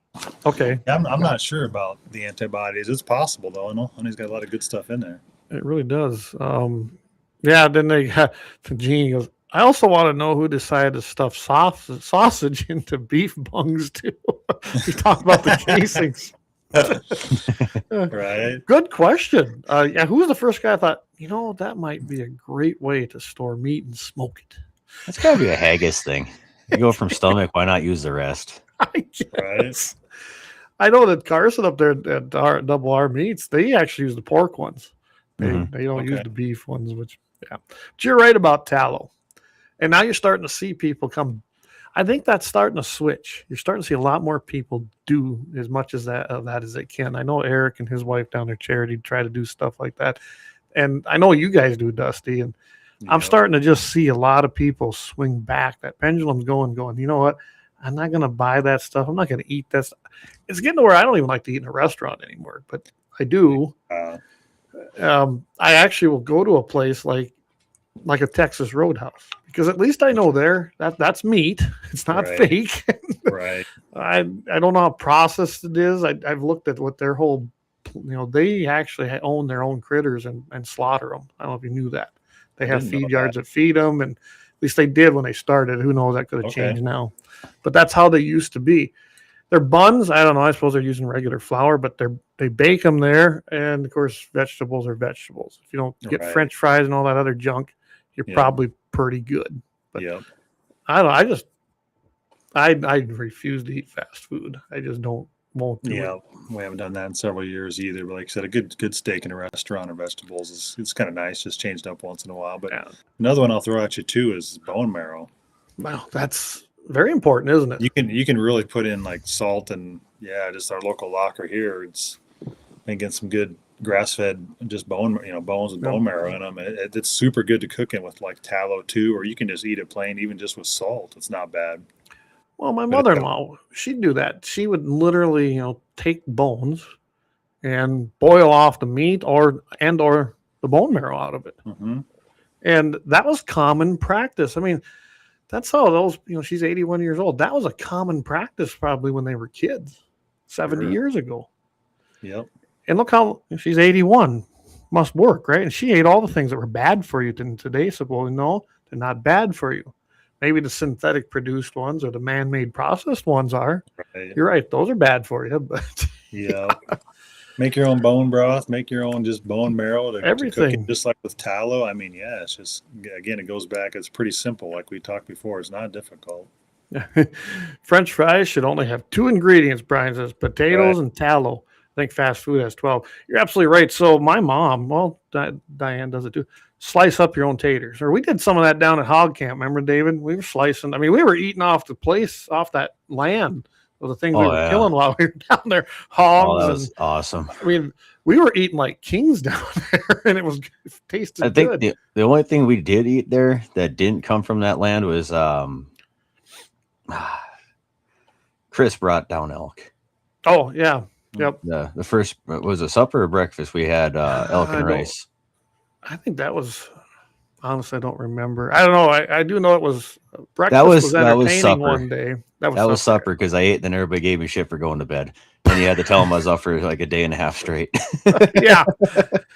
And we missed out on the seafood, which I know they bought that locally, but we didn't get there that day. The guys that were there the night before did that. And there's some great seafood. And seafood's good for you too. I mean, this was great. You'd go down there, and when we took our vacation, you go fishing, and then grab your fish, and we'd pull the boat up, and you go to these restaurants, and you take your own stuff, and they'll cook it for you. Oh yeah. That was something new to me, and it was so I don't really get much fresher than just literally catching it out of the Gulf of America, and I have to put that in there, Gulf of America.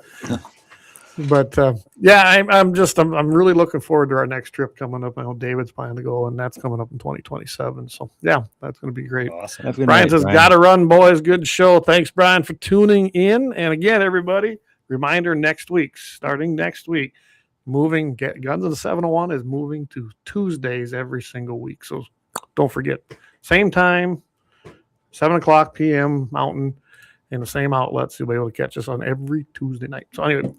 There you go, donation QR code, and don't forget to subscribe. We got some subs already that have subscribed. We appreciate you, and you know what, 5, 10, 20, we got every level there. Those add up, and they keep the show going. Trust me, none of us are getting rich doing this, are we, David? No, I'm in a hole here. Yeah, you're right. I mean, we've been able to do some computers and some other things, but let's just face it, this is a hobby. Yeah, there you go. It's a hobby. So going back to the Texas Roadhouse conversation here, if I did a quick jump in here, they still doing Texas Roadhouse does not own from birth to plate anymore. I wondered about that. They now have 4 suppliers that are North American and Canadian meat producers. They have to follow very strict standards, from the National Cattlemen's Association, Beef Quality Assurance. BQA. That's too bad. Yeah, they got NAMI, NCBA, and BQA. That's enough to not do business with them. That's a dog for your fighting. I don't know on this one, but they do say it's all in-house processed from butcher to the plate, and it's never frozen. Good. So that was always their policy, but they did used to own their own back in the day. But yeah, they must do. I suppose they got too big; they couldn't supply their own restaurants anymore. It says their steaks are aged in house from 14 to 25 days. So good deal. That makes sense. They do have. I can tell you, I've ate at many Texas Roadhouses. I've always had a good meal, and generally good service. So they must train their staff as well. And I really can't say too many bad things about them because they always seem like they're a good place to eat. If you got to eat out, you might as well. You're going to pay $20 at a fast food restaurant anyway. Spend an extra 10 and get something good. Right. So yeah, we actually just discussed this. As I have 2 boys, the wife and I, and if you go to McDonald's, I mean, I can't eat there anymore. Just can't do it. I'd rather drink way too much water and just not eat. But anyway, it's $30.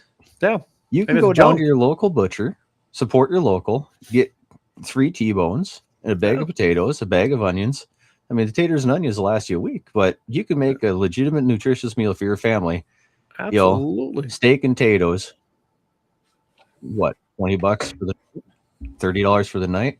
I mean, it ain't much cheaper than McDonald's, but you're actually eating real food. You're not eating, human whatever and whatever else they claim is and isn't in their burgers, Yeah. Just think of it this way. Think of the health bills you won't get if you eat like that versus eating at McDonald's. Or how about just a painless life? Or painless life. Yeah, the inflammation. Yeah, that's huge, isn't it, Dusty? All them things have an effect on us. Yep, absolutely. Because I know, even that French fry comment, we heard that McDonald's back in the day, they started with just potatoes and tallow and salt. That was it. And now it's 12, 15 ingredients and addictive, and So I'm gonna put this one up here. So Trump has talked about labeling, country of origin labeling. Has he implemented that yet? So I'm not in the camp that we should have country of origin labeling, not in the form I've seen. Whatever. Now this thing that he's talking about doing, where they can't bring these things in here, these animals from South America, Mexico, wherever, and feed them so many days and call them USA beef, because that's what they call it. They call it a product of the USA. Yeah, that isn't the same. Okay. So if they're going to truly put a country of origin labeling on it, to me, it has to be born here, stay here, fed here, processed here, and then end up on the shelf or end up, in the markets. That's a true USA beef. But that isn't what's been happening. That is not how it was when. But I got a better idea. Rather than letting government do any of it, and I pitched this the last time to a whole bunch of people. Of course, they look like I'm nuts. I go, we already have the format. Certified Angus beef is one of the best known products out there, isn't it? I bet you've heard that term, haven't you? Oh, whoever marketed that, they've branded their product to the point that even the person who lives in a city, if you go talk to them, and I've been out the East Coast a lot. Oh, you got cattle? Do you have certified Angus beef? I was like, no, I raise good stuff. But anyway, but they know the product. They know they branded it. Why can't we use that format? It's already created. Why reinvent the wheel? Let private industry do it and have our own certified USA beef. We don't need government to do this we have the blueprint. Get the organizations that supposedly represent us and let's do it. It's that simple, not NCBA. Them commies that take our $1 per head per sale every time, what a bunch of a voluntary program that's so voluntary now it become mandated and they take it right off the top. So sounds like a checkoff. That's what it is. That's what gets the money. NCBA gets that $1. Well, they get 50 cents of it. The other 50 cents goes to the North Dakota Stockmen's Association, and they implemented their own state one for $1, so they get that full $1. So North Dakota Stockmen's Association is taking and robbing $1.50 from each producer per head per sale. They always say, it's only $1 per head. It's $1 per head per sale. The average of a transfer is 5 to 6 times, so they're collecting $5 to $6 just in the beef checkoff and another $1 for the North Dakota Stockmen's Association. Yeah. Look in depth in that one time. I'm not a fan, if you can tell. I was actually just cruising around Google Maps here so I could show everybody their shiny new office in Bismarck. Oh, yeah. They built that pretty much Street. after. Oh, yeah. It's up the road from the North Dakota Farm Bureau building, which they build a new building, but they rent out a lot of office space. Only one little part of that's North Dakota Farm Bureau. So yeah, let's see here. Well, while you're doing that, Eric says all you need when you go out to eat all you need when you go out to eat is a good burger. Yeah, don't start. Right, David? Yeah, I couldn't take when him you travel with burger. Eric Newman, if you stop at a really good, barbecue place, I'm talking the good ones, not the chain ones. Well, Dusty, just so you know, if you travel with Eric, you're going to have to find a place that either has burgers and barbecue or find him a burger joint afterwards. What's his good burger joints? What's he like? Anything with a burger. Anything as long as it's a burger. Okay. Dan says, we always had black Baldy calves, Hereford cow, black Angus. Yeah, there's nothing wrong with Baldies. Eric says, I'm for quarter of origin. I know what quarter of land my beef comes from. I love that. Quarter of origin. I can tell you right now that the beef that I eat, 100% never left this place. Because we do most of the time we process it ourselves. The only time that it leaves the place is when I haul it maybe to a butcher. Of course, that's its last ride, and then it's processed. So, Clay, do you remember if it's north or south of the Farm Bureau office? I believe it's south of there, if I remember right. It's right next to the east of Cashwise up there. Yeah. I'm cruising down Ottawa Street here, and I found the Farm Bureau office. So do you, I guess I should ask you, Dusty, do you eat beef that's raised or beef that you've bought locally, or do you depend on, for your red meat, mostly hunting? It's pretty much wild game. It's deer. Yeah, we process all of our deer ourselves. The back straps, the loins we keep, and then everything else pretty much goes into burgers. So, and we'll get a little bit of beef from some locals, but just for to have a beef steak or roast once in a while. But no, it's pretty much deer, Clay. Well, and as we all know, deer is very lean. It's a good source of red meat. I mean, it just is. Well, whether it's deer, elk, I mean, you name your source. Yep. It's just good, lean, healthy meat. And that's why it's very troubling, circling back to what we started talking, CWD and deer populations and the feeding program. The deer population is not, I mean, what they say it was? 40-some thousand is all now? I don't remember. I think that's what they have for tags, and I think it just came out today. They gave out the numbers, and the success rate was like under 60% last year. It was Wow. a good success rate either. So the population's really decimated. It wouldn't surprise me if they drop the tags again, and probably should, realistically. Oh, they absolutely should. I mean, I look at 3F2 here, and as you know, these CWD units, it seems like they were increasing the tags, thinking they could control CWD by killing off the herd. Now, is that a smart strategy? Never. No. I'm with you. It's CWD. never. Oh, he must have figured it out. There it is, guys. Yeah, there it is. Nice. There, Nice I'll big old maximize it parking here. lot. There you go. There is the new headquarters. They built that, 2 years ago or so? Not sure. That is the North Dakota Stockmen's Association.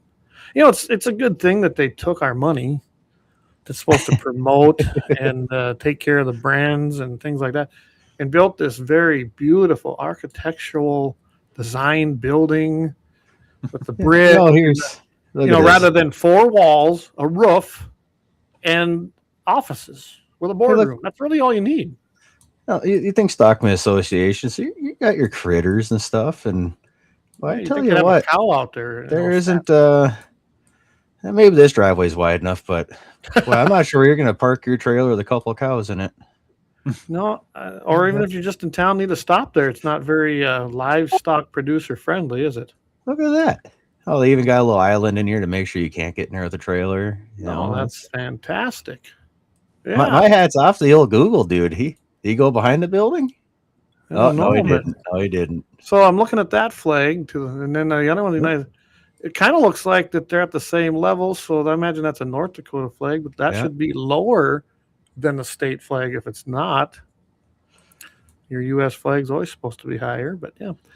I'm sure glad they went out. They went all out. Oh, they put in one of like the flag guy poles, it looks like. Anyway, but they got that nice wood out there and all that, I don't know, sandstone, whatever it might be. But when they should have put steel up with some, 4 walls, a roof, and a few windows in there. That's what they should have done with other people's money, in my opinion. Yeah, it sure is a nice office. Maybe there's comfortable chairs for the lobbyists, and I just that though, you want to burn my butt down. I'm telling you, we're gonna need a break if you get going on that. Yeah, when I see government buildings, whether it be schools, and it's these magnificent, I don't know who they're building them for, architecturally designed, awesome, like rich people would build. Well, they're not rich people. They're taking people's money in taxes or dues or fees. You should be spending that as frugal as you can, but they don't. They got to make these statements too. Right. Yeah, it just drives me nuts. I don't know. Maybe I'm alone on this. I don't know. You should see the Ducks Unlimited building in Bismarck. Oh, that thing. Yeah. Well, that's 5 strokes with a finger here. I'll find it quick. There's Texas Roadhouse. That's nuts, isn't it? Yeah, it is. But you're right, too. But we got to remember a lot of people that belong to these organizations, they don't even really know what they truly stand for and what they do behind the scenes when it comes to lobbying and going against our rights. Majority of the organizations are not on our side. So I imagine Mule Deer Foundation has bought right into the CWD thing, haven't they? Oh, absolutely. I think 99% of them have, Clay. Yeah. And that they're Mule Deer Foundation and the Game and Fish agencies, not just ours, all the states. All over. You can go look it up. These organizations are tied to them.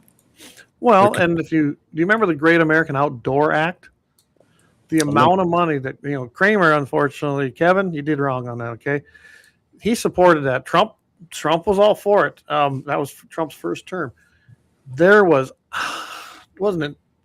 I think there was like $1 trillion in there to be dispersed among states for CWD, if I remember right.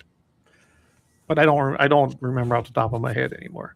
That all was in the Great American Outdoor Act. That was insane. Why not EHD? Exactly. something that actually kills deer. You know, Something that by actually thousands. Yeah. They got it hidden by trees. Well, at least they got trees. That's the best view you can see of the Ducks Unlimited building. I even tried going up the road and around the corner and over a view. And well, since they were against our private property rights bill, we should go walking through there just on the private property of theirs and see what happens.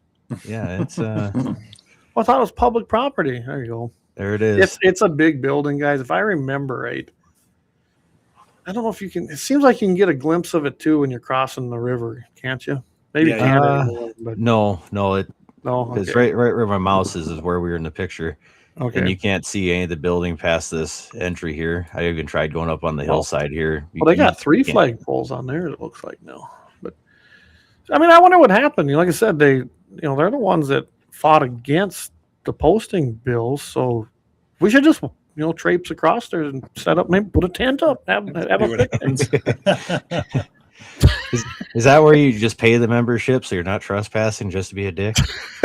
Maybe, I don't know. Oh boy, we went a lot. Yeah, Dan says, "Wow, that's crazy how much you can see with Google now. It's great and bad all at once." But I'll tell you what, we're going to take our last break because we probably should, and then we should probably wrap this up. I don't like going much over 2 hours anymore, so let's take a quick break, and then we'll be right back and wrap this up. Okay, guys.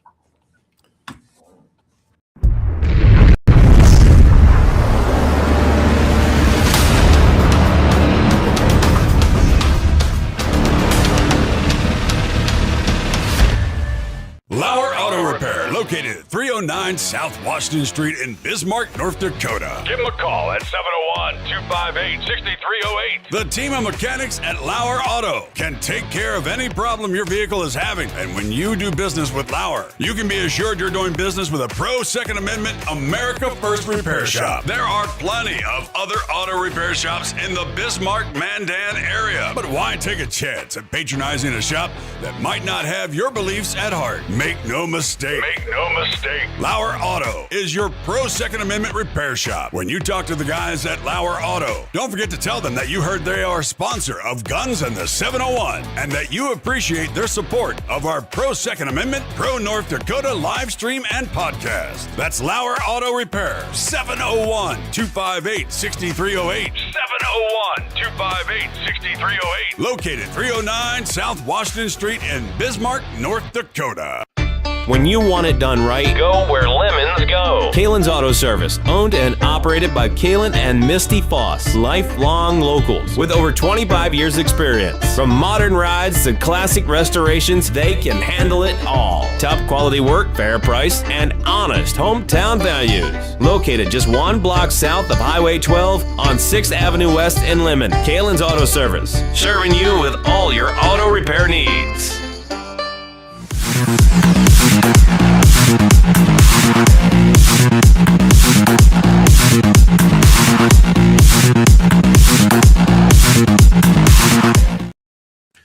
All right, welcome back, everybody. So we got about 10 minutes left, and I sent you guys a message. Don't know if you've seen it, but I had an idea. Let's just do a parting shot. Each of you just take something you really want to tell everybody about. I don't care what it is, and then we'll end out the show. So I don't know, Dusty, you want to go first?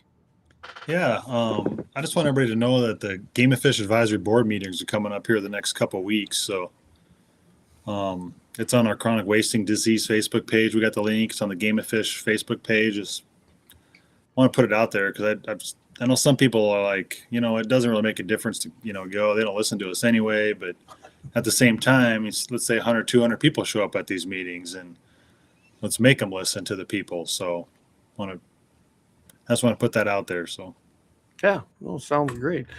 I was going to quickly bring it up. Looking to see. So, yeah, I'll give a quick District 1, April 21st, Missouri Basin, Bowman, Upper Missouri Valley Fairgrounds.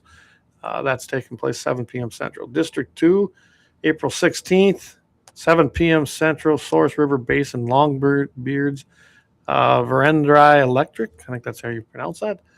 District 3 is going to be Cavalier Gun Club, April 9th, 7 p.m. Central, Langdon Research Center in Langdon. District 4, Rainbow Lodge, April 16th, 7 p.m. Michigan Civic Center in Michigan, North Dakota. That's right, Michigan, North Dakota. Doug Matson with District 5, Four Corners Wildlife Club, April 14th, 7 p.m. Central Time. And that looks like that is going to be at the Emden Community Center in Emden, North Dakota. District 6, Barnes County Wildlife, April 21st, 7 p.m. Central Valley City Eagles Club. District 7, Central Dakota Strutters, North Dakota Game and Fish Auditorium. That takes place April 9th, 7 p.m. And, of course, District 8, that would be, looks like Dickinson Clay Target Club. Going to be at April 14th, 7 p.m. at the Dickinson Clay Target Club in Dickinson. So if you're in Sioux County, where I'm at, District 7 is the one. It's going to be in Bismarck because it's really, really close for everybody to get to, from Sioux County, 100 miles. So, it's a really convenient place to go to. As far as District 8 goes, you got to travel all the way up to Dickinson. So, yeah. I get that's a whole other thing as to how to attend these things, but they're very important. I agree, Dusty. Go for it.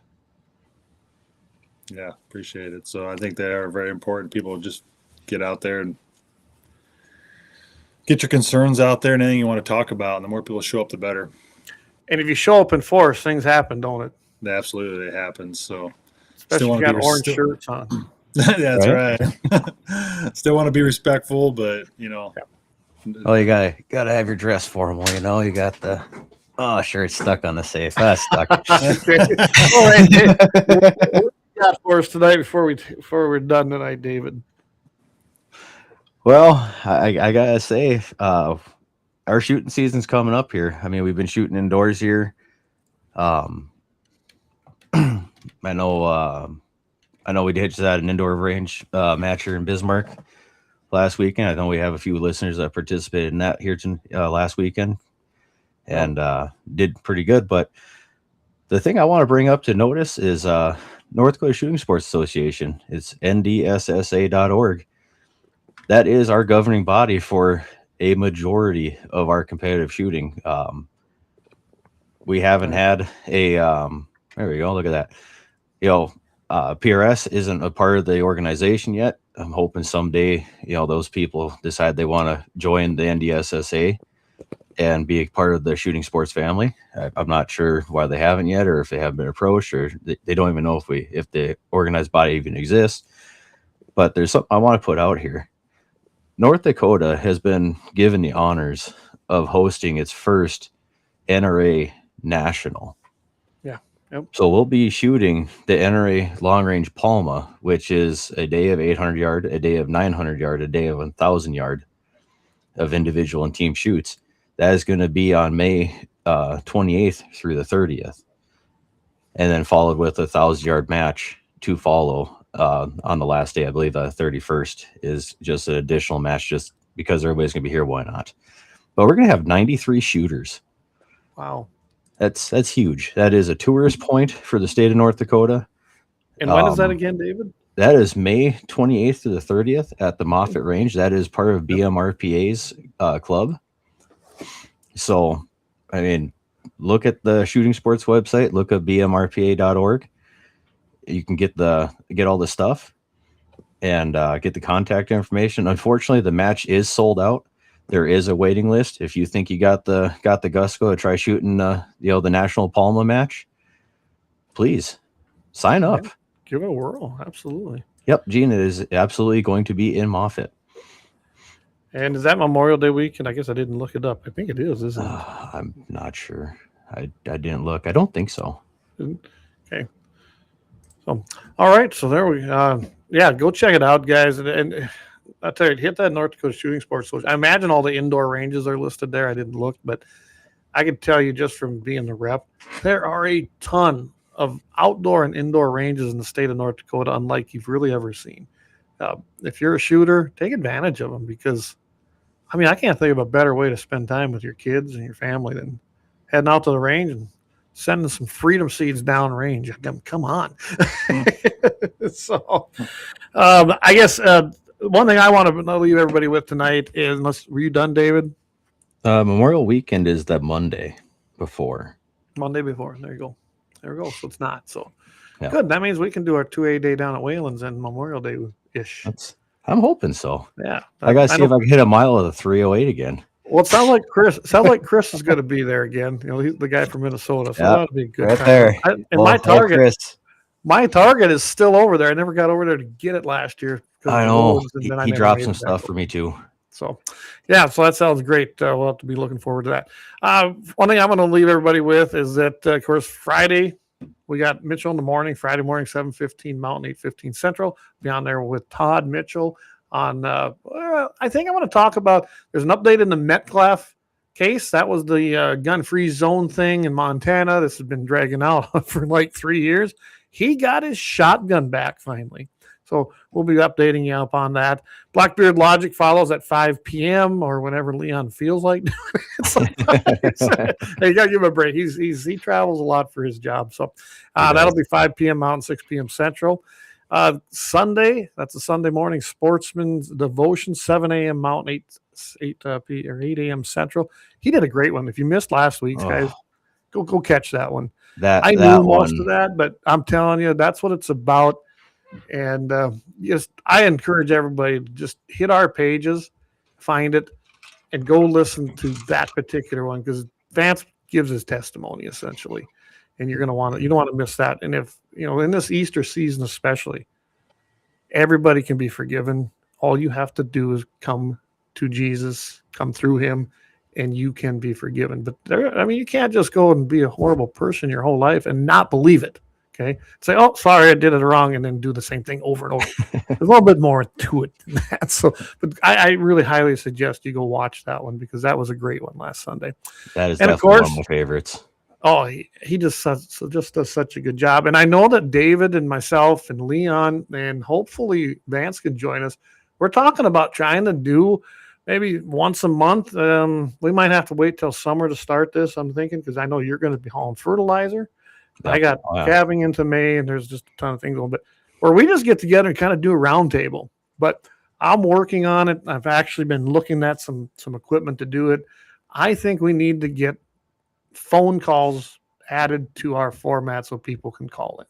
So I think that could be a huge element for us. And for guests that can't join us on here, at least they could call in. I know, like Alex last week, had a little trouble because his equipment, but he was able to get the audio. So just keep everybody in mind, I am moving to Tuesdays next week, April 7th. Mark your calendar, Tuesday night at 7 p.m. Mountain, 8 p.m. Central.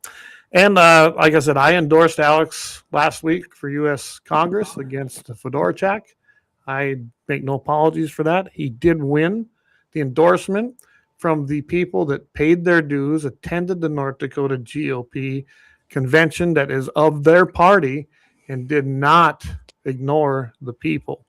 And Alex was there, and they did endorse him. So your endorsed candidate for U.S. Congress is Alex Belez for North Dakota. So I do proudly support him. He's a veteran. He is a constitutional conservative, unlike what I've seen the votes coming out of Fedorchak. So I will be voting for him. I make no apologies, and I don't care what people think.